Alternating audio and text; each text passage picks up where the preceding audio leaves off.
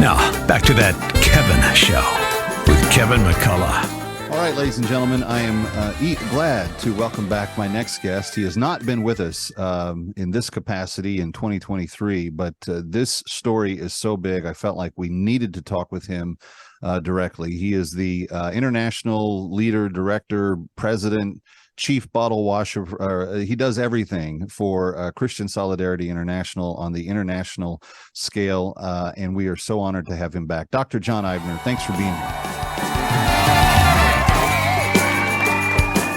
Pleasure to be with you. Good to be back with you, Kevin. I wish it was under different circumstances, but we've been covering the standoff in Nagorno-Karabakh for most of this year with Dr. Joel Veldkamp joining us and keeping us updated.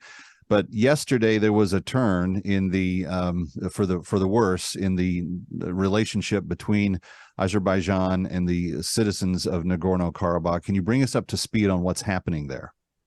Sure. Well, yesterday, Azerbaijan attacked this Christian enclave. There are 120,000 Armenian Christians who are determined to live their lives according to their Christian faith and their Armenian traditions.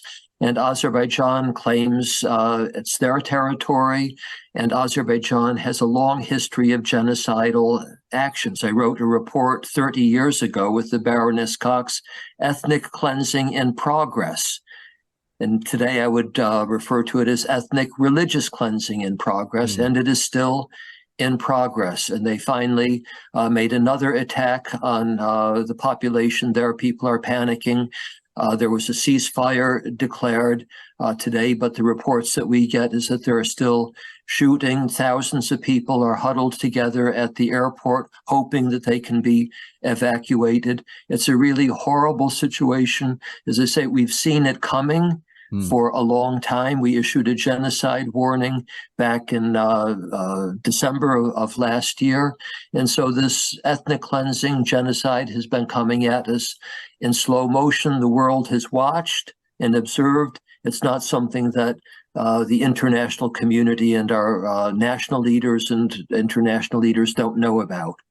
Well, the interesting thing about this, and I did say that we've been covering it here, that we've been doing what we can to raise the flag of awareness about it. And I know that you've had some friends. You mentioned Baroness Cox. She joined us a few weeks ago. Former Senator and former Ambassador Brownback, I know, spoke with people like Congressman Chris Smith and others.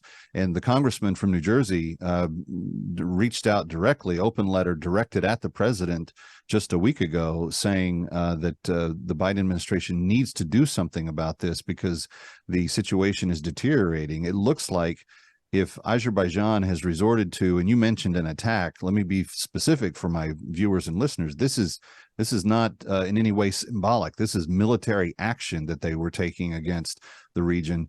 Dr. Eibner, whatever degree that we have had these allies in these governments step forward, they've not gotten through to the decision makers yet. Yeah, well, the decision makers in this case are the dictator of Azerbaijan and Turkey. They're twins. They are determined to really eradicate the Armenian Christian presence that stands between these two Turkic Muslim countries. I don't have a map here, but Armenia and Karabakh stands between these two powers, and they would like to, really eliminate the Armenian state, eliminate the Armenian population, and these powers are our allies. It's not dissimilar to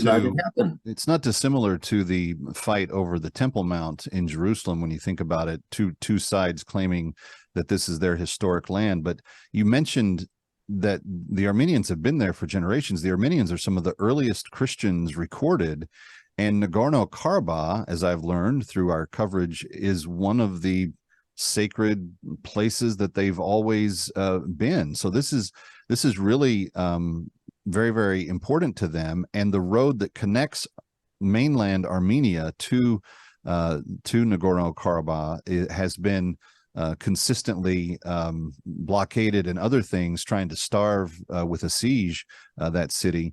But now they've resorted to military action. Does this indicate in your mind, Dr. Eibner, something much bigger, that they may be willing to go in there and use force in a way that we have not yet seen? Well, they are already using military forces, bombarding civilians. Reports are a little bit sketchy about what's happening on the ground, but they did this or actually 4 years ago, in 2023 years ago, a major assault, displaced, ethnically cleansed tens of thousands of people. I've just come back from Armenia itself, the Republic of Armenia, and witnessed Azeri military occupation of Armenian land. It's not Nagorno-Karabakh. Oh, wow. They have bigger aspirations. The president of Azerbaijan publicly calls the Republic of Armenia West Azerbaijan.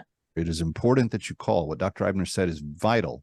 202-224-3121, 202-224-3121 to contact your congressional member. You can use that same number to reach the Senate side, and I would encourage reaching everybody. Reach your entire state delegation, your congressman, both of your senators. Let them know your thoughts on this immediately. The other side of what Dr. Eibner said is the need, and there will be need. Every time there are people displaced, there's a massive need, and Christian Solidarity International will be there with help in every way that they can provide it. And you can contribute to that by going to csi-usa.org. Right there on the homepage. Just click through on the Nagorno-Karabakh crisis information, and that will lead you to the ways that you can donate. But go to csi-usa.org, csi-usa.org, and be as generous as you can. They need everything. They need medicines, they need food, blankets, all of it. They're going to need all of it the more that this drags on. There has been a ceasefire. It is not expected to hold. There will be more bad activity, and CSI is needed at this moment in time to be there for those that are under this direct attack. Dr. Eibner, I always wish it was under different circumstances that you and I get to see each other, but thank you for being with us this time. Thank you. Maybe one day there'll be a jolly occasion when we can meet up and speak about it, Kevin. That would be a day I would look forward to. Dr. John Eibner, CSI, thank you so much. Okay, bye-bye. Kevin McCullough coming right back from Times Square. Don't go away. Ready or not, he'll be right back. That